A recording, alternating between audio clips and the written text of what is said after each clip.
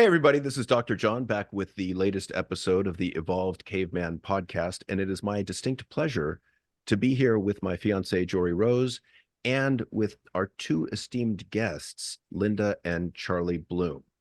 Welcome, This is everybody.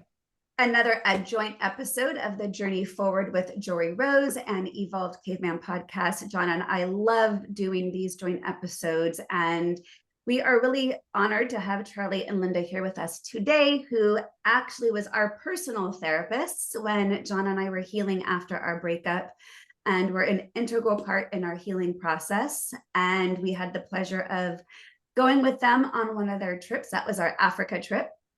And so got to have some real personal time with them as well, as far as adventures and connecting. And we're also here to talk about their latest book, An End to Arguing. So we're going to delve into all things relationship. And Linda and Charlie, it's so good to see you guys. It's great to be here with you. Thank you for inviting us. Absolutely. So John, do you want to start off how we just got connected with Charlie and Linda and Sure. a little bit of our personal experience with them? So I was really grateful for a powerful referral from Dr. Jim Bramson, who said, if you want to do it right, go see Linda and Charlie. They're in Santa Cruz. You can do a 1 day or 2 day intensive. I was like, that sounds perfect. They have great experience. They have a lot of wisdom. And we came and saw them for, was it 2 6-hour days back to back? And that was challenging, to say the least. Like, it was exhausting, it was emotional, and it was really helpful.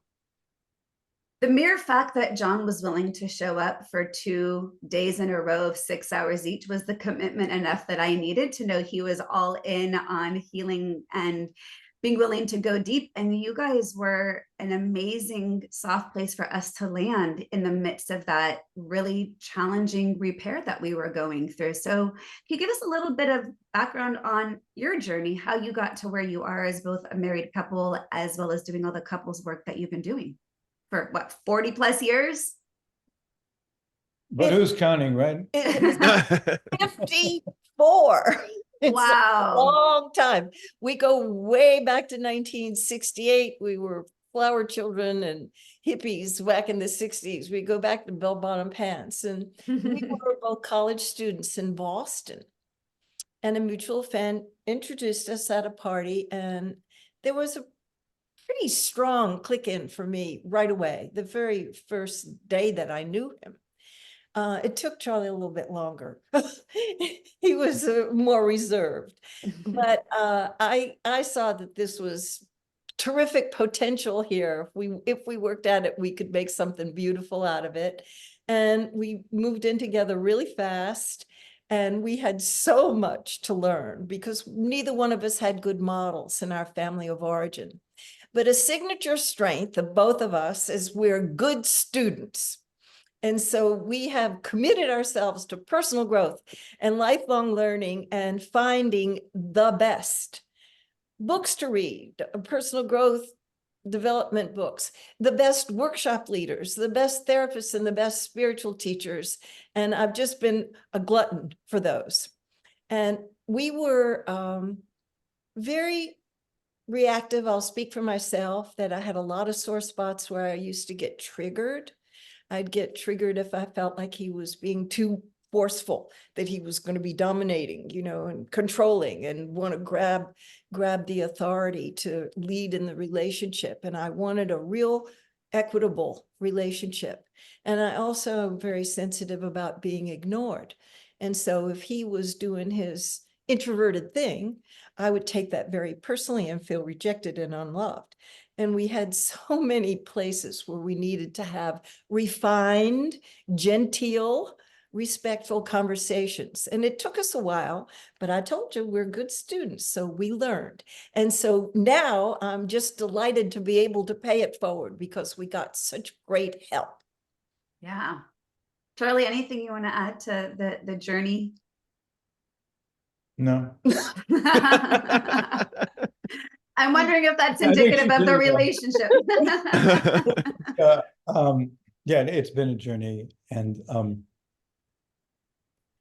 as you and your viewers and listeners will probably discover, or you've already discovered it.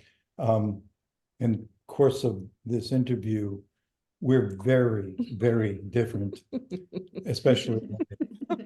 Um, um, and yeah, it's been a challenge at times.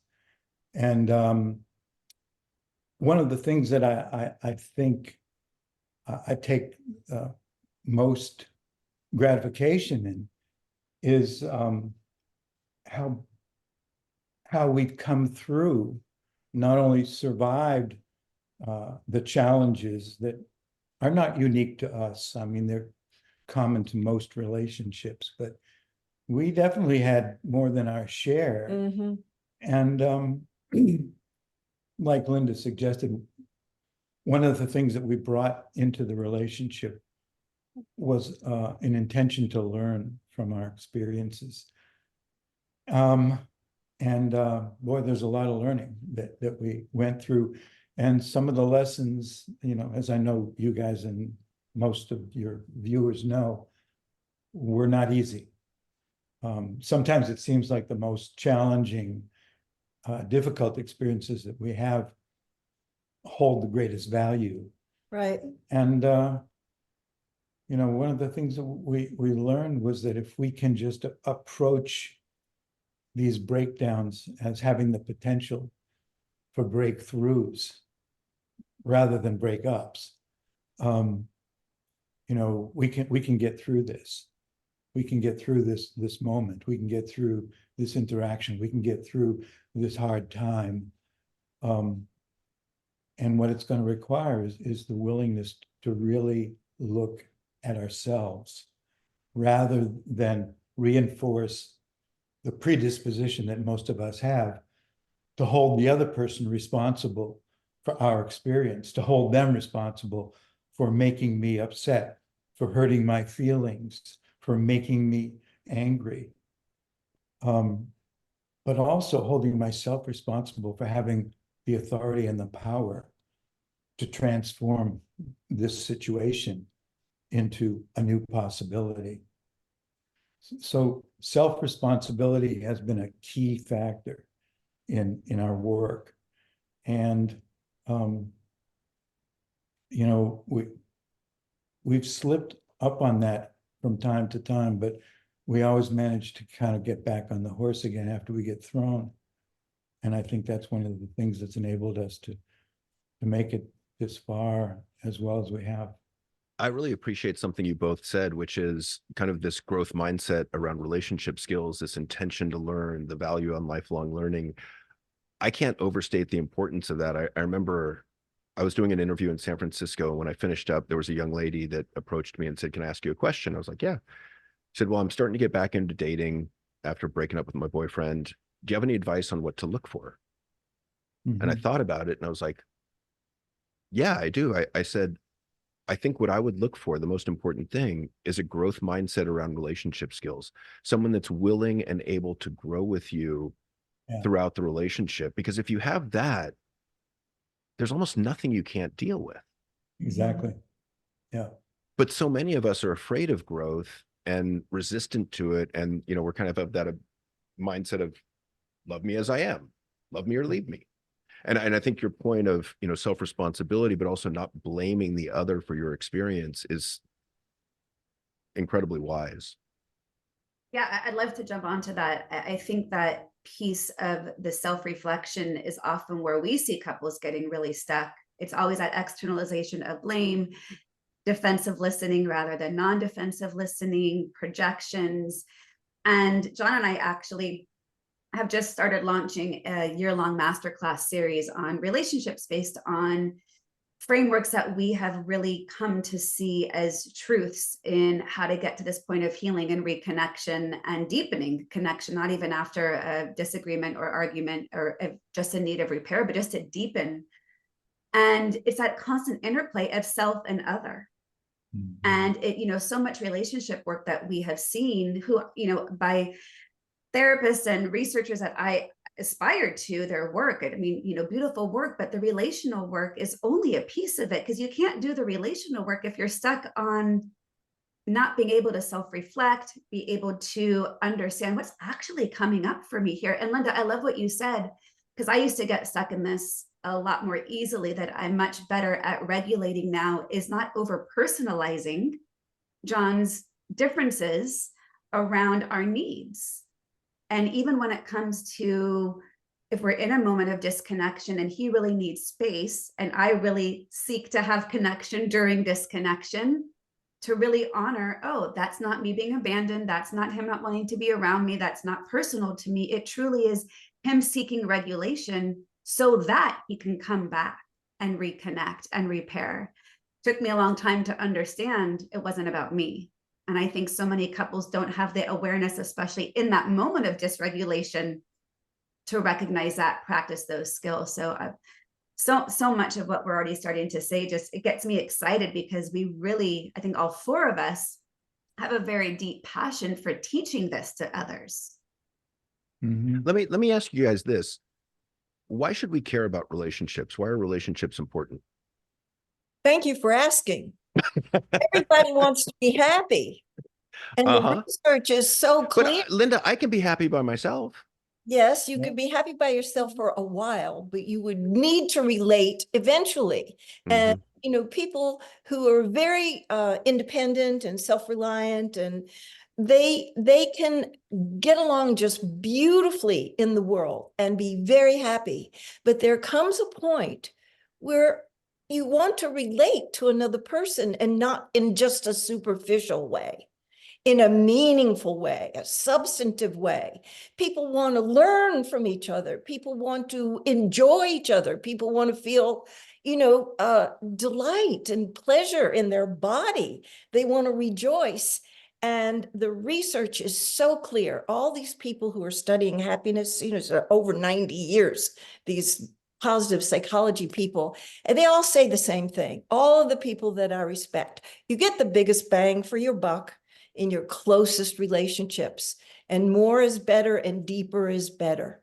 Yeah. So when we get expert in really being terrific in our relating, I told my grandson when we had dinner there on Sunday night, after I die, I want to be known for my epic hugs.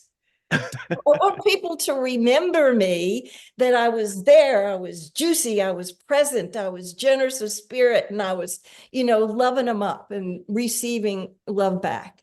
And so when we dedicate ourselves to what we sometimes speak of when we teach, relationship is spiritual practice. It's not sitting on the cushion all alone doing mindfulness practice, as powerful as that is.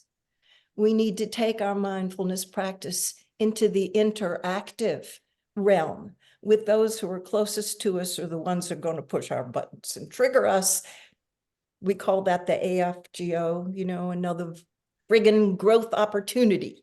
Oh, you can say the word. Triggered. Yeah, another fucking growth opportunity. There you go. Thank you. When we get triggered, we're learning our deepest life lessons. That's why these people are in our life, so that we can look and see, what is it so sore there? What is it bringing up in me? And I love it when Terrence Real says, if it's hysterical, it's historical, you know? And that's an opportunity to heal some of these wounds that go back very far. Yeah, and I love the reference to positive psych. I mean, George Vaillant, the Harvard Men study, you know, he was like, happiness comes down to connection and relationships. Chris Peterson, other people matter. And it's funny because I think a lot of us that were highly intellectual and highly introverted were of the opinion of, I'm fine alone. And I remember for me, it was like, oh shit, now I got to go out and be social. Mhm. Yeah. Well, and when you're, even if you're an introvert, when you're with the right person, being alone together is still very fulfilling. And I remember for you, John, that was something, a turning point for your own awareness in our relationship, was it didn't feel like a drain to be together. It actually filled you up, even if you were doing your own thing. And so that was a big awareness for you of like, wait, oh, I can be connected and still autonomous or independent in my activity, but be in a shared space that was connected. I think there's the other end of the spectrum where you can be in a relationship and still be lonely in the relationship, which I think is almost like its own special form of hell.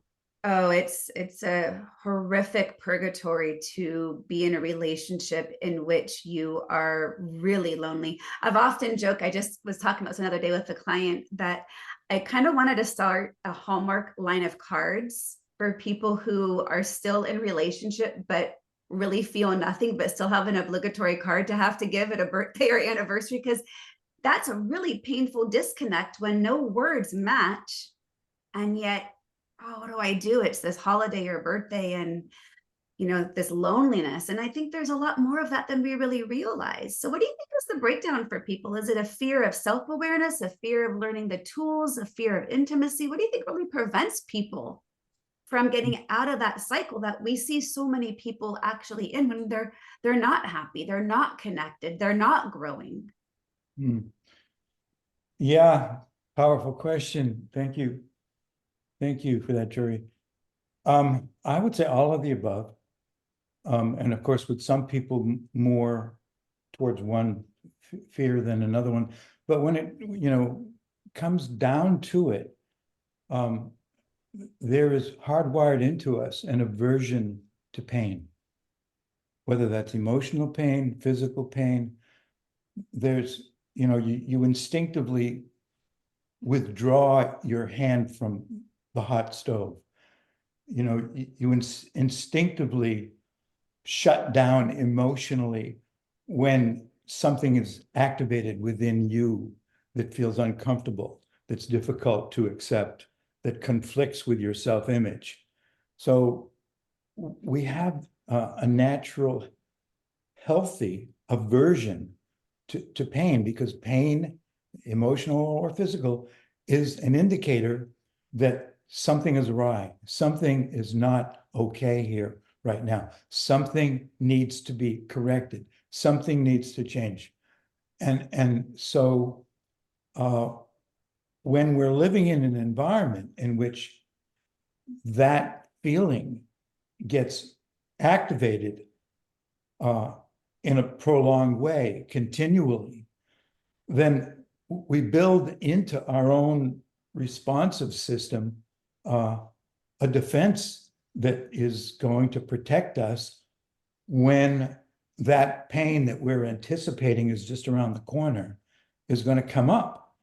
And whatever defense mechanism we've created for ourselves, whether it's to counterattack, whether it's to withdraw, whether it's to rationalize, whether it's to justify, whatever it is, that's going to kick in. And we don't decide to do that. We've already integrated that reactive pattern, that protective pattern. And so that's going to happen. That's a given. And I don't care how much work you do, it's not likely that you're ever going to reach a point where you never get triggered.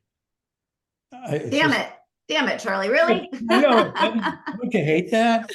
I know. But I want to add. Yeah.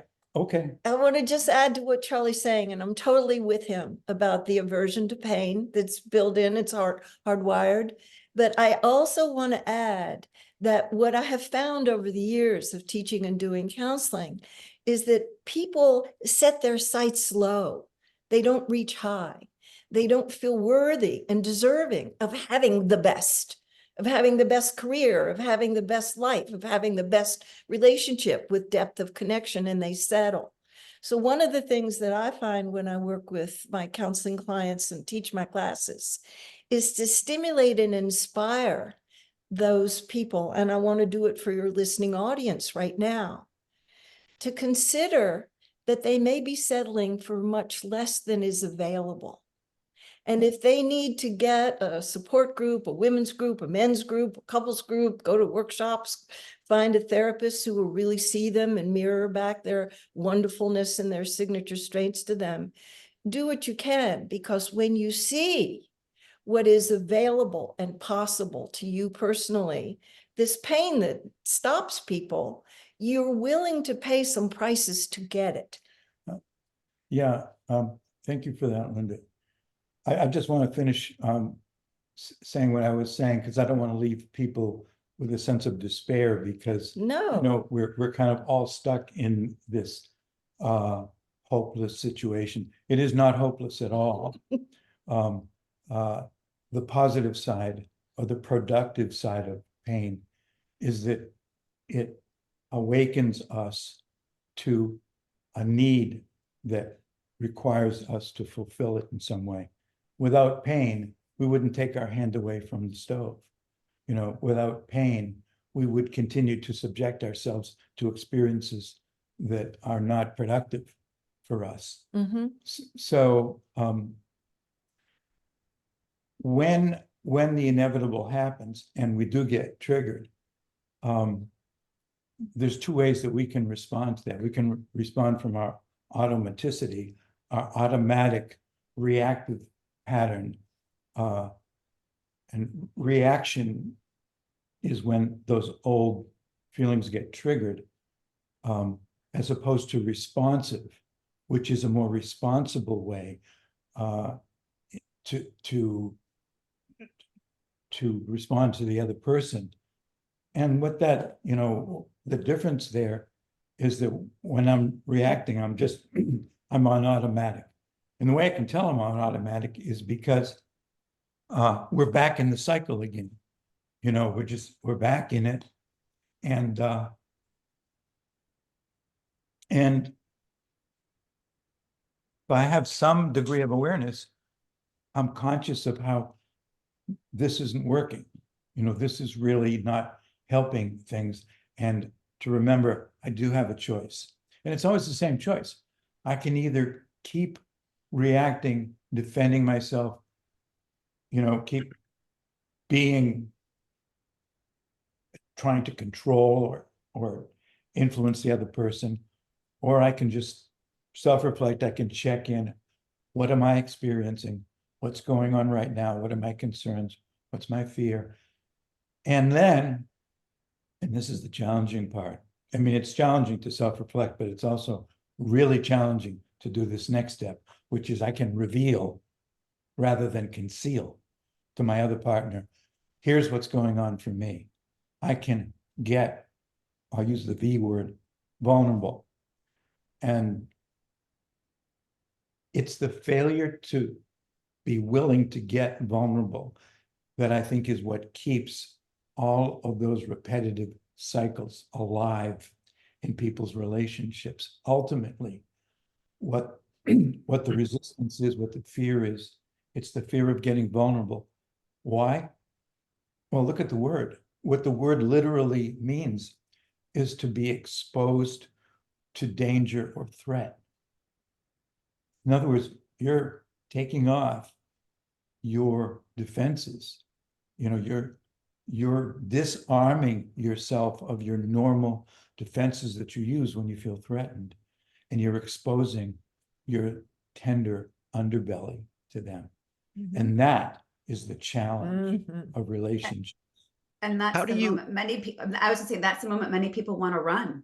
Absolutely. Because it's so fucking scary. There's a fear of rejection. There's this idea of that emotional backdraft from self-compassion work of, if I start to dip my toe in this water of emotion, what if I drown? Where will it stop? That's a really easier said than done practice. Oh, way easier said than done. Yeah. Absolutely. Let me ask you this, Charlie and Linda. How do you persuade people that vulnerability is a skill that they should practice in their relationship? Because to me, it's been a very hard sell. Yeah. Well, go ahead. I would say that my own personal sharing about how far I've come to become courageous enough and brave enough to show my underbelly, to be able to risk bringing how much fear and anxiety has run me a lot of my life. And it was a peak experience in my life. Early in our relationship, I wanted to really have an honest relationship with Charlie. And I told him, I wake up very, very frightened every morning, facing the challenges that I've taken on, because I'm I'm not going to let them stop me, but they really, I take on a lot and they scare me.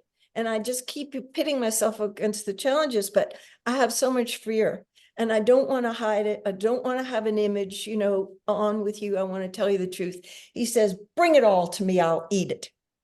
And that was so meaningful to me because I had to pretend in my life with most of the people in my life that I was more courageous than I really felt. And so I felt that I could be loved as is with my neuroses and my kinky little sore spots and all of those things. And so when I tell stories of myself about how far I've come, I think that that inspires people to risk being vulnerable and to reveal rather than conceal and get out from behind the image that they give to most of the world. You don't want to do it with everybody, of course, but with the chosen intimates, you want them to really know you. They know your glorious, magnificent signature strengths, and they know your weak suits too. Because if they say, I love you, you want to be nourished deep in your soul, that they really know who you are. That you don't have this little voice say, but if they really knew me, they wouldn't love me. And you can't get to that place where you feel really loved abundantly unless you risk being vulnerable and showing all of who you are. It's a hell of an answer. Thank you. You're welcome. The other thing that I realized recently, I think you're absolutely right. Modeling is a great way to go. And we've been very vulnerable, especially over the past year, publicly on our podcast with our clients about our own realities of our hardships as a couple. Mhm. And Right. we get a lot of appreciative feedback saying thank you, because hey, if we can't role model it, then we're not doing our job. Yeah. And the other point to that to add is, amidst this epidemic of loneliness, particularly among adult males, is there was recent research that Joree and I have talked about before about friendships and how long it takes to go from an acquaintance to a friend and a friend to a best friend. And it takes about 40 to 50 hours to go from acquaintance to friend of time together. And to go from friend to best friend, it's about 150 to 200 hours, which if you tell that to an adult who's got a family and they're busy with work, that can be really demoralizing, right? They're like, I don't have that kind of time. And then the caveat to that is they found a loophole in that. And the loophole is vulnerability. Mhm. And when you're vulnerable with people up front, it collapses that 200 hours to 45 minutes. Whoa, that's a big savings. Yeah. One of the reasons why it's so rare for that to happen, I think, John, is although there is a huge benefit from early vulnerability, there's just as huge a risk involved in being vulnerable before you have assessed the other person adequately as being a safe recipient to your vulnerability. So it does take some time for that trust to build. And somebody's got to go first. Somebody has got to be the first one to get real, to get authentic, to get vulnerable. And in most relationships, we're both hoping that the other person will go first. Well, it's interesting. I've just been playing around with this idea, Yeah. especially since my son died recently, and sharing that with people who are acquaintances. And Yeah. some can deal with it magnificently, and some get uncomfortable by it. That's And right. I get both, right? Yeah. But I'm so appreciative for the people that deal well. It's Good. like an instant connection. And then often Absolutely. they'll respond with a vulnerability of their own or something they've been struggling with. And even the ones who aren't up to playing at the level that we want to get real with us and to get vulnerable with us, there is value. Because each time we risk and somebody can't meet us, they change the subject or somehow make us bad and wrong for exposing. Do you know, our bullshit detector gets more refined. Mm-hmm. And intuitively, we start to be able to sense. It's like we have little feelers out and we get to sense the people who are more trustworthy from the people who are not really up to it yet. I'm glad you said that, Linda, because I was going to say, there are some people who I truly don't believe have a desire for being vulnerable, being in an authentic, deeper, related relationship. And, you know, we've been talking a lot about the book Adult Children of Emotionally Immature Parents, and just emotionally immature people. Not everyone has that desire. And, you know, so I think one of my growth points has been navigating, recognizing who are the people who are available for that and who are the ones who aren't, and then be able to navigate healthy boundaries as a result of wanting more from a relationship than someone has a desire or capacity to show up in. And that's not about me, right? Back to that personalization. Not everyone has the depth that the four of us are talking about wanting to create. And yet the four of us know how beautiful and rich it is when we get there. And I have to say, though, that my intuition has been wrong sometimes in who I can be vulnerable with and who I can't, or who doesn't receive it well. And it's just been fascinating to me to play around with the concept and see who deals well despite my stereotypes, who doesn't. What you're saying, both of you, is reminding me of hearing Ram Dass speak. And he was talking about when he makes an overture to somebody and he feels rejected by them, his response after a lot of spiritual practices, oh, too bad for them. I'm so wonderful. They're missing out on a good time with me. Well, it's an invitation to engage at a different level. Yeah. And, you know, those people that can do it, great. If you can't, I understand that too. But the only way to really find that out, I think, John, is to put it to the test. And that is, you've got to be willing to take the risk more than once. However, if your overtures, your invitations to more meaningful interaction continually meet with some form of rejection, then, you know, then you've got some evidence to make that decision on. And if that person responds, you know, in a more favorable way, you know, then you've got some other evidence. But you can't know, your intuition is not going to tell you. It's going to be wrong sometimes. But the evidence from your putting out that your own vulnerability in that invitation, which can be as simple as saying something like, wow, I'd really like to get to know you better. A lot of us feel that way, but it feels a little risky to actually do that. I mean, what might that other person feel? How might they respond to it? So it's an incredibly important assessment to make, whether or not this is a player I've got here. But he was really wanting, motivated to engage with me the way I want to. And sometimes you can be incredibly pleasantly surprised by somebody who, you know, you put it out and they go, yeah, me too. And then they, you know, they respond accordingly. And then, you know, oh, there's some potential here. But you can't find that. You can't rely just on your intuition.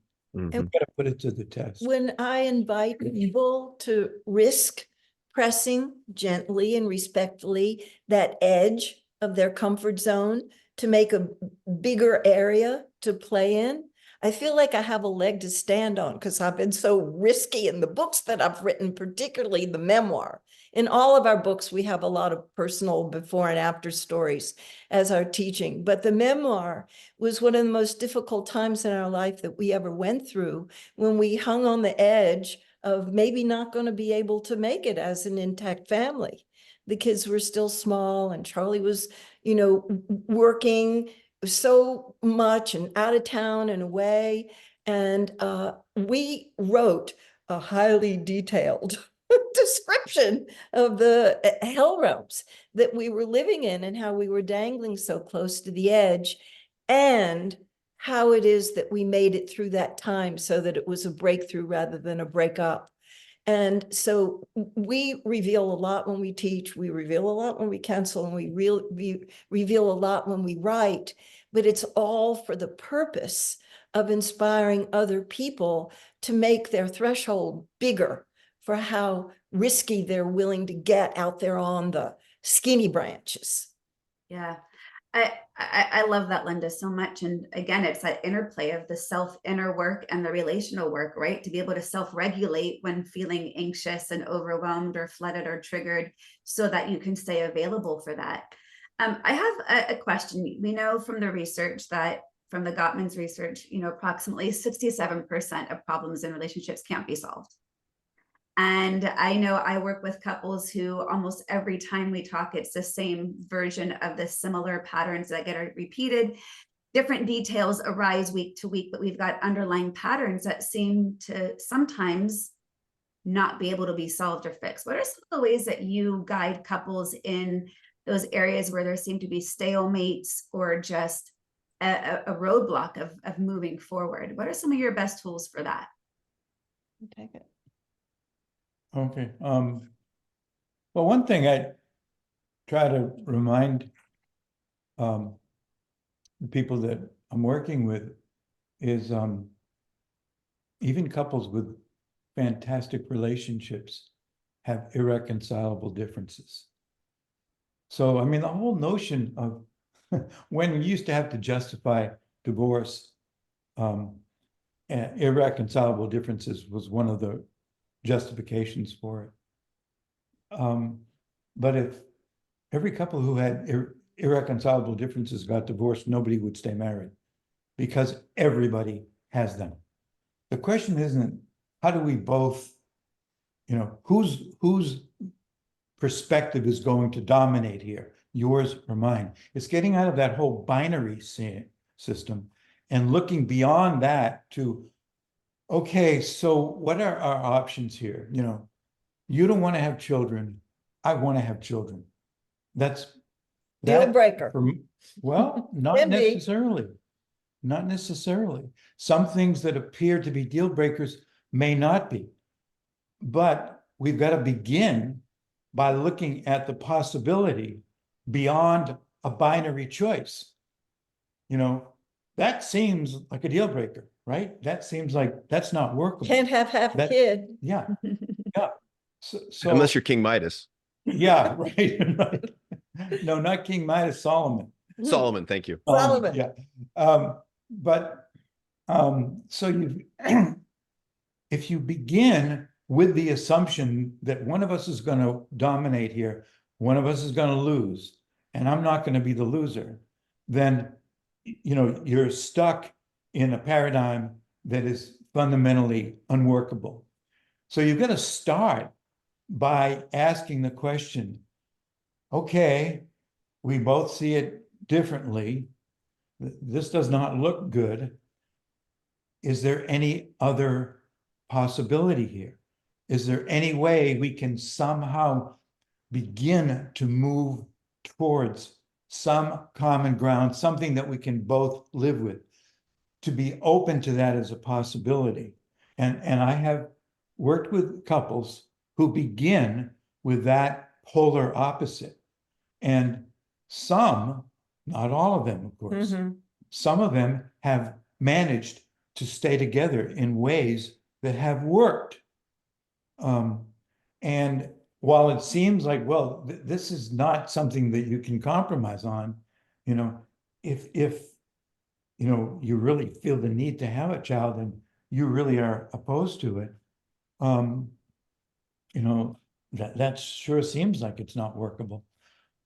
But I'm just using this as an example of how, if we look at it not in terms of one of us has got to go over to the other one, one of us has to give up something, the other one's going to dominate, and instead look at it as, okay, this is a real challenge. What do we have in common here? Well, what we have in common is we both really want this to work. We're both really committed to it, and we both have strong feelings about, and I'm using this as a very dramatic example, as this whole child question. If we start with that and look at, are there any steps that either one of us can take that can move me in the direction of the other person?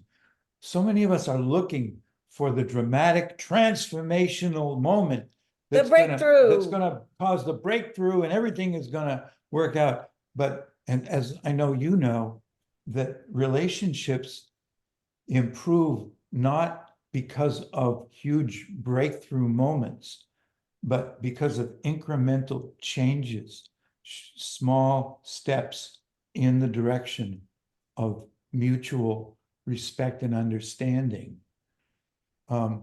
So when you hold that as a perspective, it doesn't feel so overwhelmingly hopeless. We may not have the breakthrough answer, but maybe we can look at certain steps that we can take, or that we can ask our partner to consider taking, that can move us towards some common ground. And I want to add to what Charlie's saying. I feel that what he's saying is profound and useful, and I feel compelled to add that there really are some legitimate deal breakers, and that not every committed partnership or every marriage deserves to be saved. Yep. And it's important to be honest with ourselves and not live in hope, or not be under the illusion and the fantasy that we can change them to fit, our Prince Charming or Princess Charming ideal. And if one person is hell-bent on having other children and the other person doesn't want them, they may try to find common ground and do it respectfully. Nobody's bad and wrong here, but they may not be properly matched. Another one that we find sometimes is there's one partner who wants polyamory, and the other person only wants a closed container for their sexual relationship. And, they might try.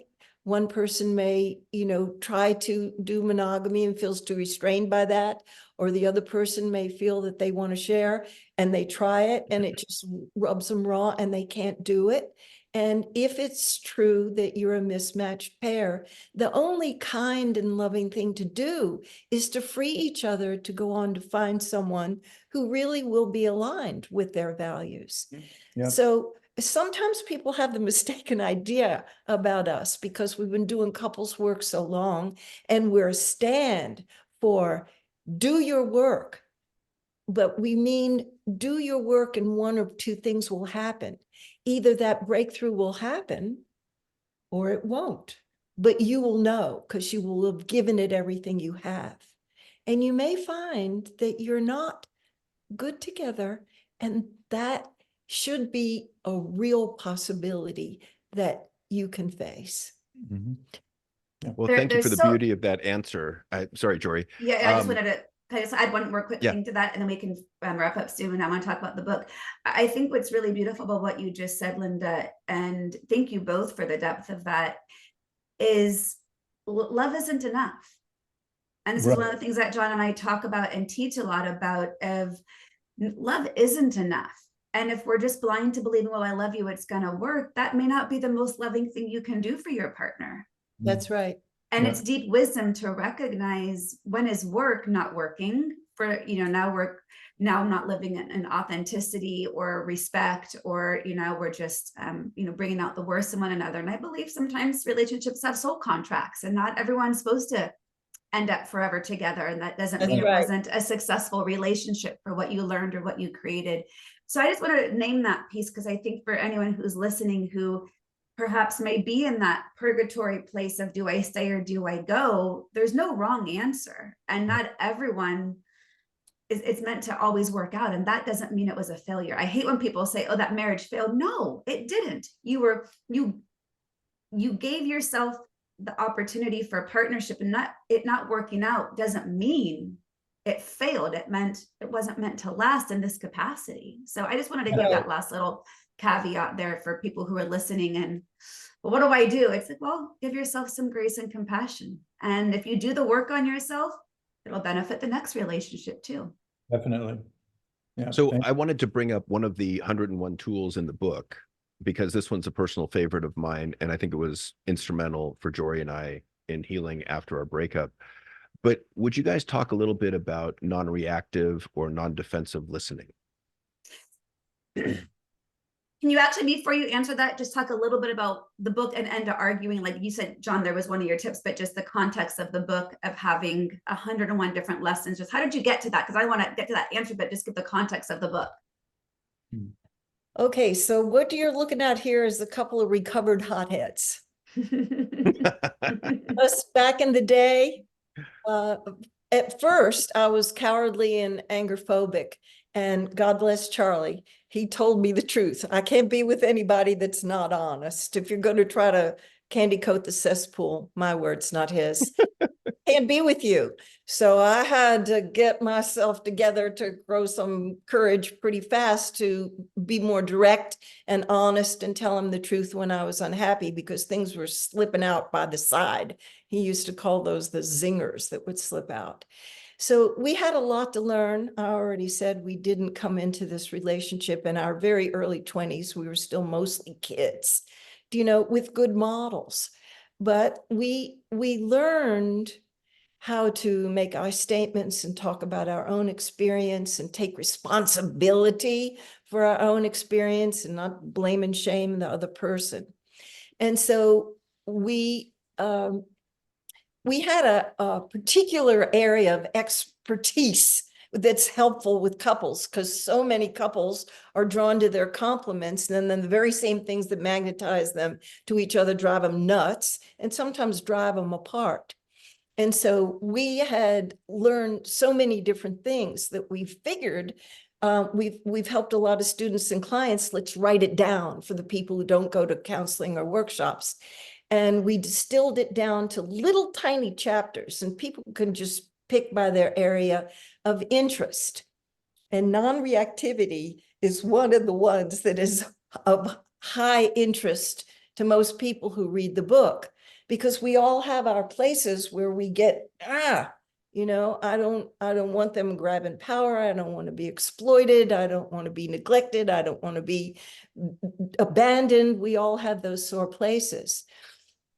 But if we can hang on to ourselves and see what it is that's so scary and what hurts, then the way in which we communicate is a much more vulnerable way than shaming and blaming and making them bad and wrong. And that's the way out of the reactive pattern, that we see, what is it in me that's so tender here? And we were just talking about the irreconcilable differences. We see it a lot in the couples where one is a saver and one of them is a spender, and they haven't really looked inside to see the own part of themselves that they put in the shadow, and that they're full of judgment about the spender or the saver because they haven't owned that part of themselves. We see it a lot with the couples who they're bashing heads about how to raise the kids. And one of them strict and wants limits and consequences, and the other one's laissez-faire and says life will give them consequences. And the person who wants to have more form and structure hasn't really owned that part that wants freedom themselves. Maybe they didn't have freedom, and they are afraid to allow the children to fall down, get up. So it can show up in a lot of different ways. But when we notice our reactivity, that is just gold mine of information to learn about ourselves and to heal those places that are so tender and sore, and to report out about them in a very vulnerable way, because there's always fear and hurt underneath, and sometimes sadness and grief. Mm-hmm. And those tender feelings are the way to go down deeper underneath the irritability, the anger, the reactivity, and the resentment. It's so much easier said than done. And when John and I have been practicing non-reactivity, non-defensive listening, it allows conversations to get to that gold much quicker. And it gets to repair much quicker, and it gets to understanding much quicker. It doesn't mean it's always easy, but it's a muscle to build. And I think we found that it allows us to let go of some of those old emotions we've been holding on towards the other. Mm-hmm. Like if there's a philosopher that many years ago said, that we can just be rid of our baggage and our story if we can just sit down and share our story without interruption with one person. And so to have like Joree at one point was angry at me and yelling at me. And because I had put in a lot of practice, I just listened and I said, yeah, I can see where that's really making you angry. I can see where you're pissed off. And when she was all done, I said, thank you for sharing your anger with me. I didn't defend myself. And Yes. I think that was quite cathartic. Yeah. Yeah. It was hugely cathartic. And ironically, John's been really encouraging me to get in touch with my anger. That was never an emotion I even knew what to do or feel with or how to express it. And he has very graciously encouraged it while simultaneously not reacting to it. Now, that doesn't mean there hasn't been reactivity. We're still human, but our intention is to allow the space to communicate about it, because if it's anger, if it's sadness, if it's depression, if it's anxiety, whatever it is, it's real emotion. And again, we over personalize so much of it. And as a result of feeling safe, feeling my anger, and he's allowed me to feel safe expressing my anger, I can let it go. Yeah. I hear your gratitude for John, and I have the same gratitude for Charlie. Yeah. I was brought up in the South to be ladylike and genteel, do you know, and not to let that anger show. And I will be grateful all of my days. It's one of the reasons I'm so crazy. I'm wild about him, but that he accepted me, you know, with that part of myself that had been rejected for a very long time. And Linda, I love you much more unladylike and non-genteel. Yeah. You're so much more real. I love to be gotten. What? And I got to say for the listeners, I have to say for the listeners, I don't mean to present myself as a saint. That's me at my very best. And I full disclosure, I'm not there all the time, but that's the goal. That's what I'm striving to get to. I love the format of this book because I love the short little chapters, the headliners to catch your attention. And one of the ones I just want to quickly touch on, because we see this a lot and it tends to be gender dynamics as well. But the heading is, if you don't want her to be a nag, treat her like a thoroughbred. And it really makes me think of the Terry Real book, How Can I Get Through to You, which John and I often talk about. And we think the thesis to that book is, you know, women are unhappy with their men because they want their men to be more present, more aware, more communicative, more affectionate, more vulnerable. And men aren't unhappy. They're unhappy when their women are unhappy with them, right? So there tends to be this perception of being a nag or wanting to connect or to talk more. Like John used to get frustrated if after a repair a couple of days later or a week later, I'm like, hey, can we talk about that again? And he was like, shit, really? Like, didn't we talk about that? Like, we have to go there again. And as I say, you know, if one person's disconnected, then we're both disconnected. If one is unsettled, we are unsettled. So it's not me nagging him, it's me seeking greater connection. So what is that? Can you guys speak a little bit to that of, you know, if you don't want her to be a nag, you're like a thoroughbred. I love the phrasing on that. Yeah, well, the impulse whenever we feel stressed or threatened in some way is to try to control the other person, either by accommodating them or by intellectualizing something, or, you know, just in some way. When that gets triggered, that's what we want to do. And of course, the problem with doing that, with operating from that program, our previously internalized program of defensiveness, the problem with doing that is that it does not address the complaint that the other person is registering. Basically, what she or he is saying is, something is not working here, and I need for us to address it because I'm feeling incomplete. So we use that word a lot. Are you complete with this? Meaning that, have you come to terms with this in a way that it's not a problem for you anymore? That it's no longer something that keeps coming up in your mind all the time. It's not a withhold. So are you kind of flatlined in terms of this is no longer a major issue for you? And when we get defensive, we're essentially pushing back on the other person, saying, I don't want to talk about this anymore. And they're saying, but I'm incomplete. They're not using those words, but that's what their message is. I'm incomplete. And if we don't, address this again, I don't care if we've already addressed it 20 times. There's still more that I need. And sometimes we do need to come back and return to the same subject because we get into deeper and deeper layers of it. So sometimes, we do have to do it more times than our mind thinks that we should have to, or that the other person's mind thinks that we should have to. Mhm. So when we refuse to engage, then what we're doing is we're allowing a dysfunctional condition to be present in our relationship without attending to it, without paying attention to it, without dealing with it. So what's going to happen? Well, nothing good is going to happen from that. It's going to just draw more at negativity. It's going to keep coming up. And whether we talk about it or just stuff our feelings down, it's going to show up in our relationship. It's going to show up in the level of trust and respect that we have for each other. So when people see this, when they see the link, the connection between their defensiveness and some of the difficulties that they're experiencing in the relationship, that it's not because of the other person, it's partly the other person, but we can't do anything about them. All we can do something about is ourselves. And when we see, well, I can connect the dots here, my defensiveness is always leading to the same thing. And her defensiveness is leading to the same thing. So there's no possibility of getting one of the titles in one of our chapters in the book that people are often asking about is don't use these 3 words.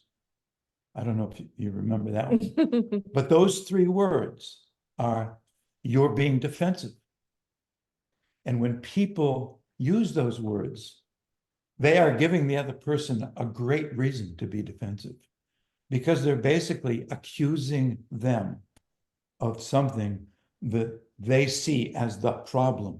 You're the problem. And if you don't stop being so damn defensive, then we're not going to get any place. Well, it may be true that they're being defensive, but is there any way that they may have reason to feel defensive with you right now? Might you be reacting to them in ways that cause them to feel threatened, which inevitably is going to activate their defensiveness? Mhm. So I wanted to just say that Gottman's research says that 80 to 85% of the issues of the relationship are broached by the women. It's the wise 21st century man who does the heavy lifting in the relationship and brings the issues up, or at least welcomes them when she brings them up.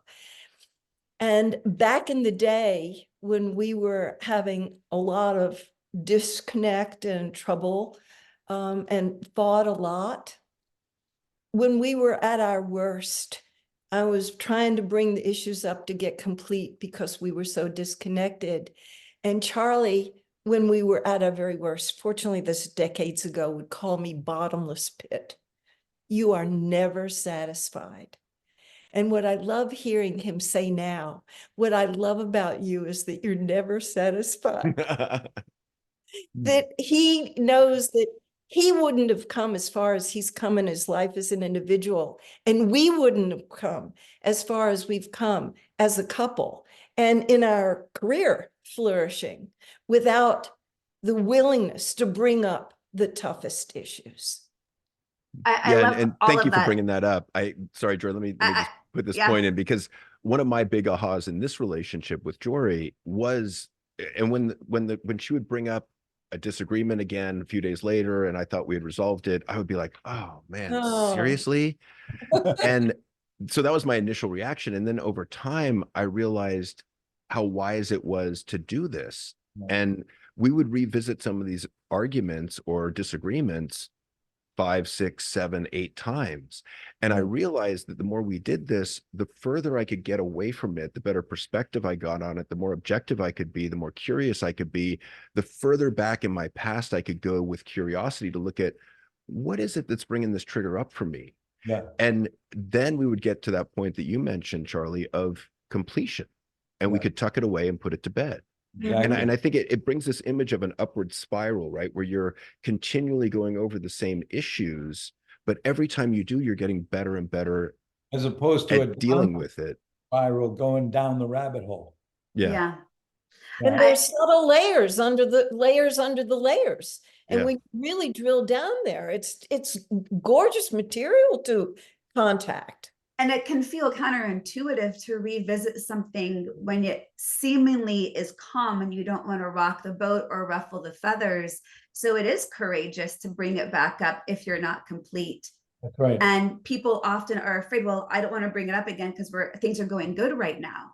Yeah. And I often, when I do couples work, I'll start off each session and say, how was your week? And if they say, oh, we're doing good, I always ask, are you doing good because there were no triggers, or are you doing good because you responded differently to the triggers that arose? Right.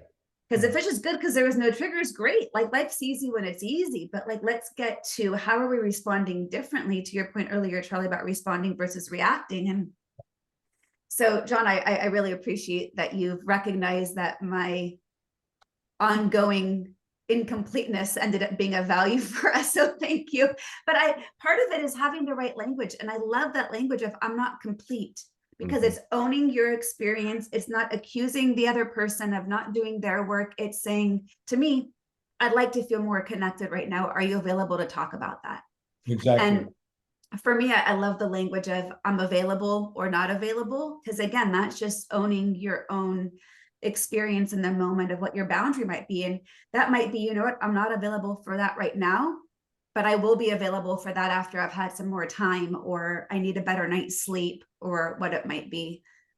But I could also imagine that there might be, in addition to those 3 words you mentioned, you're being defensive, there's probably another set of 2 words that probably should never be spoken, which is calm down. Oh, The last thing anyone's ever going to do, including a tantruming child or an upset, partner, is ever going to calm down when you say calm down. Boy, yeah, that does not make me feel calm.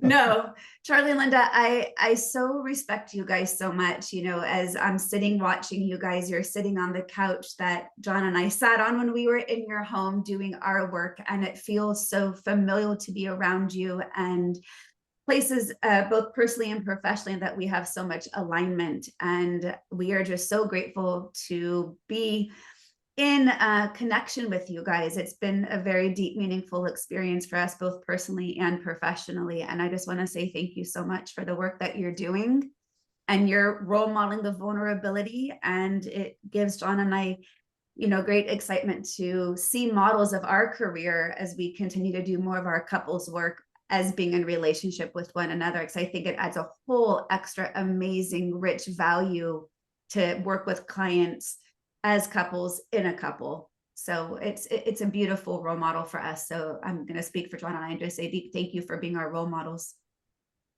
you're very welcome. I committed myself way back in the early 20s to living a life of service. And it's been tremendously gratifying to live a life of service, and particularly helping couples to be closer with each other, and doing my bit to create more intact families. And it's kind of fun when we interface with other people like you two who have a similar mission. So it's fun to have a mutual admiration society like we got. Well, and I got to say, it cracks me up, the similarities between the 4 of us in our dissimilarities. In other words, I'm quite similar to Charlie. Linda, you're quite similar to Joree, and the similarities always kind of leave me awestruck and amuse me. Can you share about your upcoming workshops you have? Yes, we're teaching our most popular workshop, which is Secrets of Great Relationships at Esalen Institute in Big Sur. Esalen just a magnificent experience in itself for people who haven't been there, because it's on the banks of the Pacific with these awe-inspiring views, and the food's really good. But we pack a lot of value in a weekend. It's a Friday night, Saturday, and Sunday morning, and we deal quite a bit with issues about differences and how to harness the power of the differences and learn from the differences and respect the differences, and also to gently push aside the barriers to deep intimacy, especially looking through the eyes of appreciation and gratitude at our partner. And some of the hardest things that we experience with them have embedded in them the biggest life lessons that they're in our life to teach us, if we can open to it. So it's wonderful to spend a weekend at Esalen. It's one of those gifts to yourself that keeps on giving. And I always tell people, if you decide you want to do a workshop at Esalen, ours or anybody's, sign up early, because they have limited housing available. So there would be room perhaps in the workshop, but then you wouldn't be able to be housed on campus.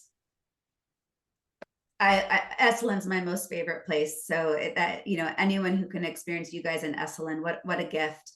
And we'll have those link in our show notes as well. And also a link to your book, An End to Arguing. Anything else you want to wrap up with and say as we kind of complete this beautiful connection? Kripalu too, on the East Coast. I don't know how far your range is, but we're coming to Kripalu the weekend before Valentine's Day. People can get us in the Berkshires and Massachusetts too. Mhm. Got some closing remarks? Couple. Mm-hmm. I want to thank you guys for inviting us on to your shows. It's really been a pleasure. And like Linda, I really love being able to have these conversations with other people who share our commitment to promoting healthy relationships. It's just such a pleasure. And I know that you know that. I know that you know the pleasure that comes from passing what you've learned on to other people who you know are going to pass it on to others. I mean, we are all touching many more people than we even realize. And they're touching other people too by what they're learning. So this is transformational work. And I honor your commitment. I honor our own commitment to it also. Mm-hmm. And yeah, thanks for inviting us on, and thanks for the work that you're doing. And I'm looking forward to continuing on the journey together. Well, thank you guys so much. And I know that you guys also do trips that we like, the one that we went on with you guys to Africa. And so if you guys who are listening ever have an opportunity to join Charlie and Linda on one of their big trips, that's a gift as well. And I'm very grateful. Thank you so much. And all the links will be in the show notes. John, anything you want to end with? Yeah, I just wanted to say in closing, I'm grateful for your wisdom, and I'm really grateful for your friendship. Mm-hmm. So thank you. You're very welcome. Yeah. Thank you for the work that you're doing in the world. It really makes a big difference. All right, And everyone. that is it for this episode of the Evolved Caveman podcast and Journey Forward with Joree Rose. If you liked this episode, please be sure to like, rate, review, and share. If you didn't like it, you don't have to do a damn thing. Until next time. Take care, everyone. Be well.